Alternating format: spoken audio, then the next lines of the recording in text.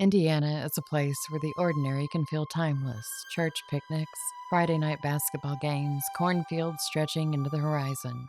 But underneath the surface, there are shadows here too. In this episode of 12 Unsolved, we return to Indiana, where the mysteries linger, where disappearances and murders have left families with only questions, and where, decades later, justice still hasn't come.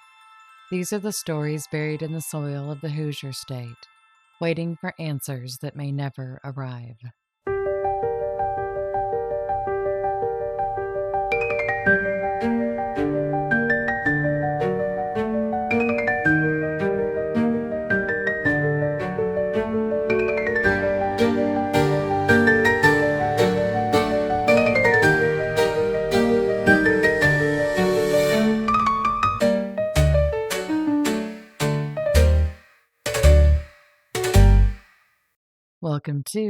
Welcome back to the Agatha May Detective Agency. I'm Agatha May, and in this episode, we look at 6 more unsolved cases in Indiana.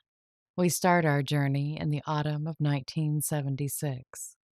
On October 8th, 1976, in the quiet farmland of Benton County, Indiana, a local farmer walked the rows of his cornfield and stumbled upon something strange. At the edge of one row sat a large cardboard box, sealed tightly with gray tape and bound with clothesline. It looked ordinary enough until he tried to lift it, but the box was far too heavy. He called his father to help him lift the box, and together they managed to heave it into the back of his truck. When the box was open, a broken vial of perfume lay inside. But beneath the faint, sweet scent was another smell entirely, the unmistakable odor of death. The farmer stopped looking and immediately contacted the Benton County Sheriff's Office. When deputies arrived, they discovered the body of a woman inside the box. She had been shot in the back of the head. She was dressed in a green pantsuit patterned with tan designs, placed in a box just 3 feet long, 2 feet wide, and a foot deep. Someone had handwritten the words wardrobe bottom and hall closet on the outside of the box. It was unmistakably a discarded moving box, now repurposed to hide a body. One thing that puzzled investigators the most was how the box ended up in the field. It hadn't rained since the night before, but the cardboard was still dry, suggesting it had been placed there only hours earlier. But there were no tracks or evidence of a path. There was nothing to show how the box had been carried into the rows of corn. Was the box dropped off empty and the woman placed inside later? Or did more than one person haul it to that spot under cover of darkness? There was no identification found on the woman inside the box, and no one came forward with a missing person report that matched her description. So she became a Jane Doe. The autopsy revealed that even though she'd only been left in the field for half a day at most, she had been dead for about 2.5 weeks before she was abandoned in that cornfield. In 2019, more than 4 decades later, Jane Doe's body was exhumed and DNA samples were collected. Yet, even with modern technology, her name and the story of who placed her in that cornfield box is still a mystery. If you have any information in the death of Jane Doe, please contact the Benton County Sheriff's Department at 765-884-0080. On February 22, 1978, 26-year-old newlywed Mary Beth Pixie Grismore was preparing for a new chapter in her life. Just 11 days earlier, she had married her husband, and now she was set to leave her home in Marshall, Indiana, to join him in Iowa. The night before her move, Mary Beth went out with friends. They had promised to come by the next morning and help her pack up her belongings. But when they arrived, Mary Beth wasn't home, and her car was gone too. At first, it seemed like she might have gotten an early start on her trip, but when her new husband couldn't reach Mary Beth and she never showed up in Iowa, he reported her missing. Weeks passed with no sign of Mary Beth.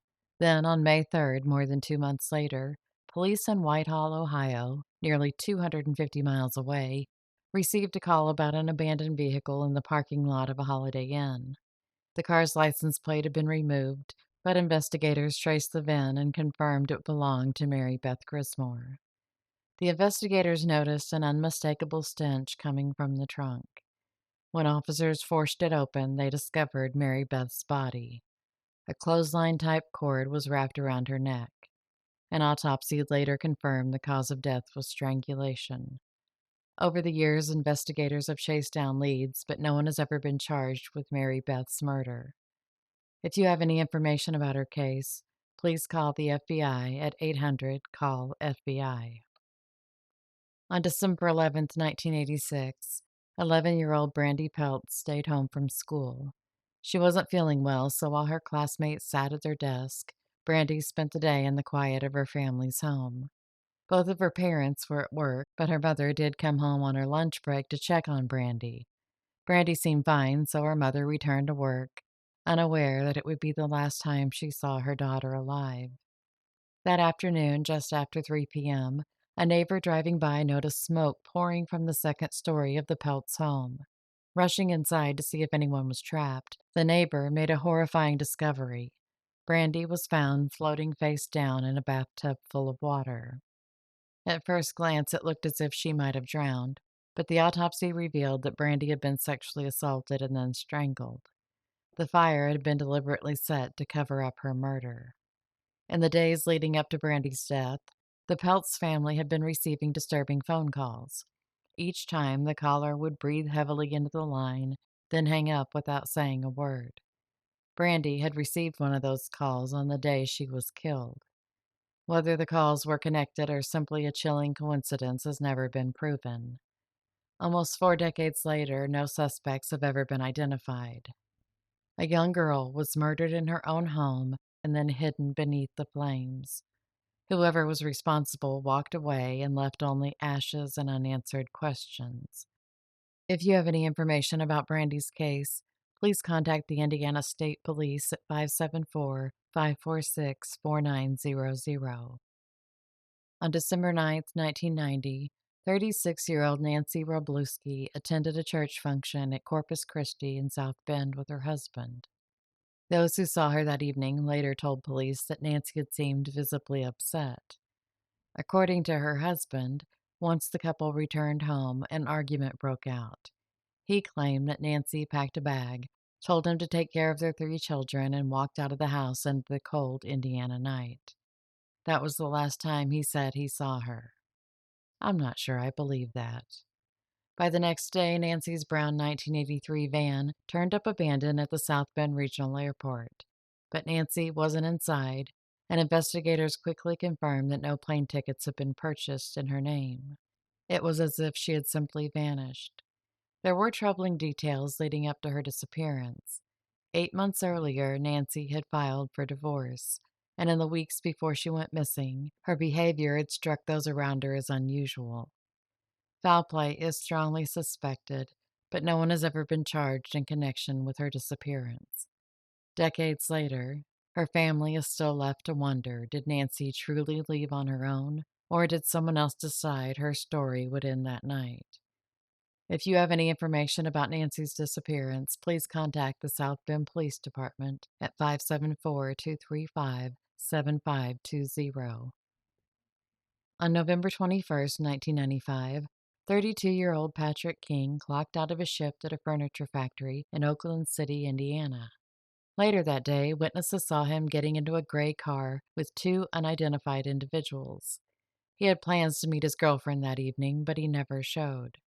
The next morning, Patrick's truck was discovered abandoned on a dirt road in a wilderness area known as Snaky Point. Inside, investigators found blood, human hair, and fingerprints, but there was no sign of Patrick. His family insisted he would have never driven his freshly painted truck down a gravel road, further deepening the sense that someone else had left it there.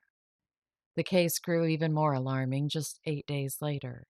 Patrick's girlfriend reported that her car had been deliberately rammed by a black and gray Oldsmobile. 2 men inside fired shots at her, and one even smashed out her headlights before speeding away. Miraculously, she was unharmed. Authorities could never prove a connection between that attack and Patrick's disappearance, but the timing and the violence suggested otherwise. Despite extensive investigation, Patrick King was never found. He has since been declared legally dead, but the circumstances point heavily to foul play. To this day, his loved ones are left with only questions. Who were the two men in the gray car, and what really happened at Snaky Point? If you have any information about Patrick's case, please contact the Indiana State Police at 812-867-2070. On the evening of June 17th, 2002, 46-year-old Nancy Lyon ran a simple errand to Walmart in Rushville, Indiana, to buy groceries, but she never returned home. Her red 1993 Nissan was later found abandoned along a rural stretch of County Road 700 West in Rush County. The car was still running and the trunk was open. One of the rear tires was flat. Inside the car, the groceries that Nancy had just purchased sat untouched, along with her wallet and cash. But Nancy was gone. For more than 4 months, her family and investigators searched for answers. Then, in late October, a farmer checking a soybean field in neighboring Bartholomew County, 50 miles from where Nancy's car was discovered, found Nancy's remains. An autopsy revealed that she had died from blunt force trauma to the head, but beyond that, little else was certain. So, did somebody force Nancy off the road? Or did she have a flat tire and someone who posed as a good Samaritan stopped and ended up killing her? Over the years, leads have come and gone, but no one has ever been charged with her murder. If you have any information about her case, please contact the Rushville Police Department at 765-932-3907. And those are 6 more cases from Indiana: lives lost, futures stolen, and questions left hanging in the air. From Jane Does to young girls silenced in their own homes, from missing parents to abandoned cars left idling on country roads. These are the stories that haunt the quiet corners of Indiana. But our journey doesn't stop here. In the next episode of 12 Unsolved, we'll head west to Iowa, where small town secrets, vanishing people, and unsolved murders tell their own story. Because every state has its ghost, and sometimes they're closer than we think. Thank you so much for being here. I'll be back soon with more true crime. Until then, stay safe and be happy.